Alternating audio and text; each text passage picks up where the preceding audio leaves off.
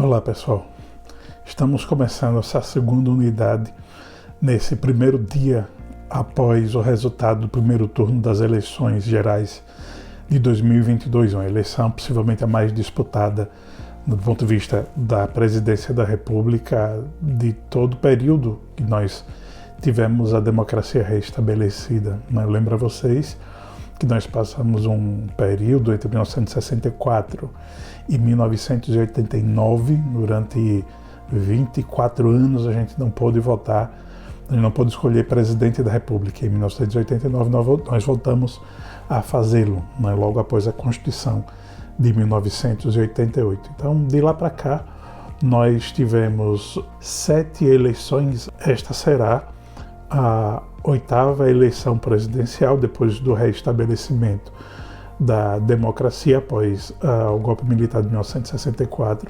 Esse último mês vai ser um mês decisivo. Teremos o segundo turno, como prevê a Constituição, no último domingo do mês de outubro e que cairá no dia 30 de outubro deste ano, 2022. Nesta unidade que nós vamos começar agora, a segunda unidade, nós vamos tratar de 3 grandes temas. O mote geral dessa unidade é a eleição, tanto que o nome desse módulo, do módulo C, é eleições. Dentro desse módulo, a gente vai começar falando um pouco sobre a propaganda política que já ocorreu durante essas primeiras semanas antes do primeiro turno, desde o momento em que os partidos registram seus candidatos até a véspera da votação, até o sábado, a véspera do primeiro turno. Ontem, domingo, 2 de outubro, nós tivemos a votação do primeiro turno, no qual a gente já definiu, por exemplo, a votação dos senadores, dos deputados estaduais e dos deputados federais.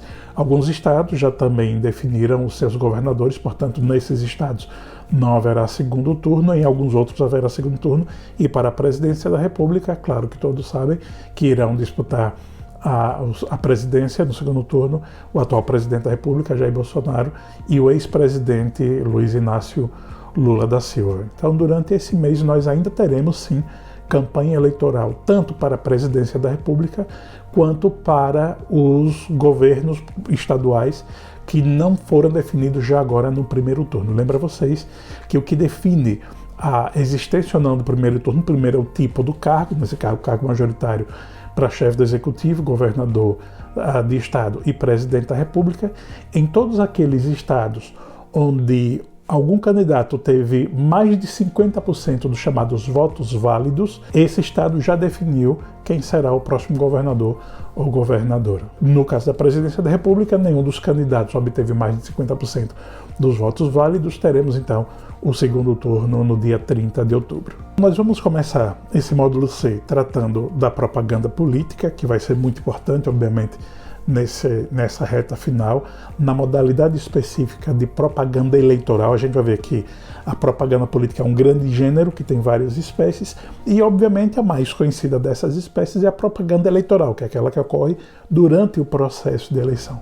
Mas vocês verão na aula que há outros tipos de propaganda política que se faz fora do período eleitoral também. Depois a gente vai ver as regras sobre o financiamento eleitoral, como o dinheiro pode ser captado para ser gasto na campanha eleitoral, quais são os limites de gasto, quais são os tipos de gastos também que podem ser feitos.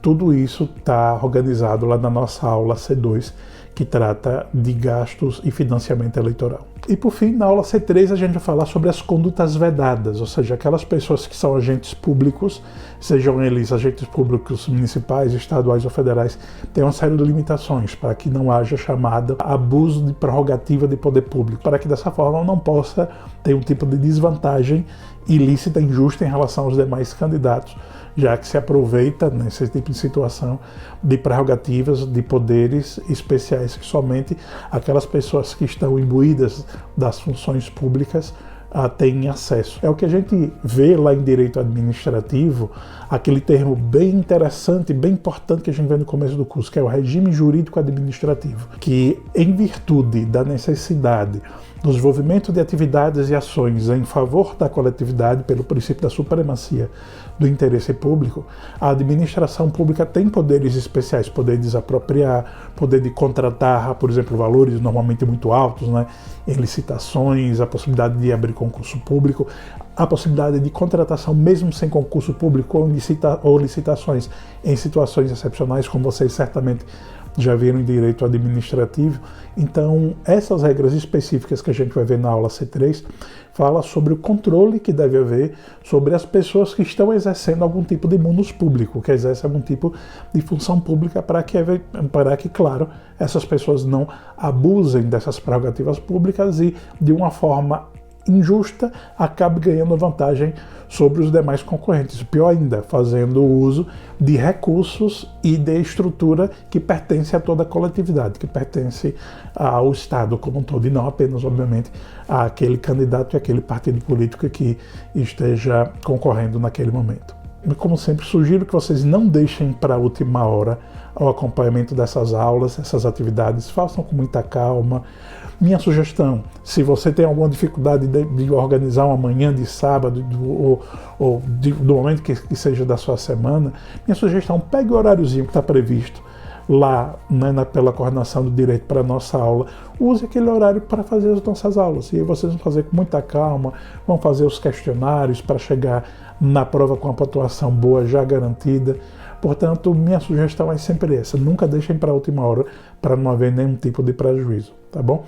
Então, bons estudos a todos e a todas, a gente vai continuar em contato. Até mais!